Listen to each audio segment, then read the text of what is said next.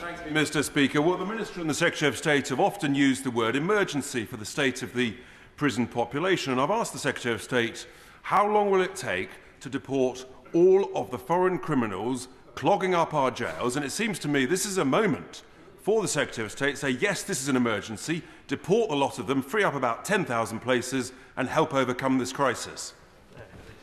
We've deported more foreign national offenders in 12 months than the previous government did in the previous 12 months, and we're continuing to work hard with the Home Office to deport foreign national offenders. But we'll never be able to do that on the scale that is necessary to address the challenges we face within our prisons at this point in time. Thank you, Madam Deputy Speaker. Well, obviously I like to bring people together in consensus.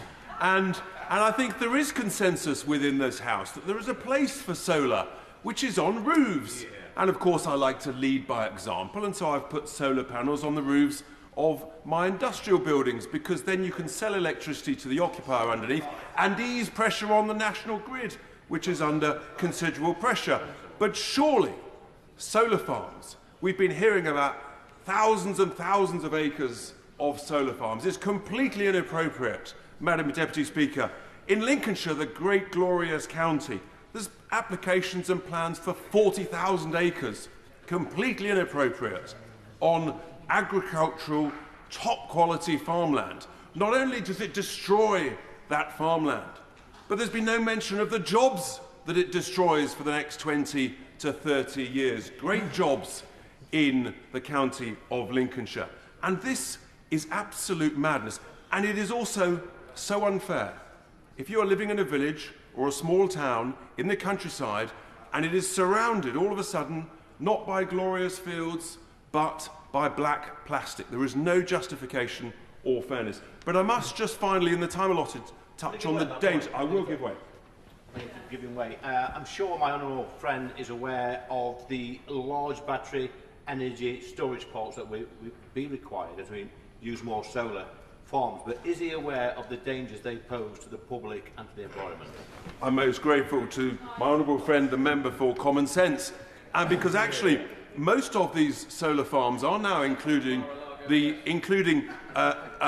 huge battery storage systems, which we've now learnt are very dangerous. Yes, 3 of them have gone up in flames just this year in the United Kingdom.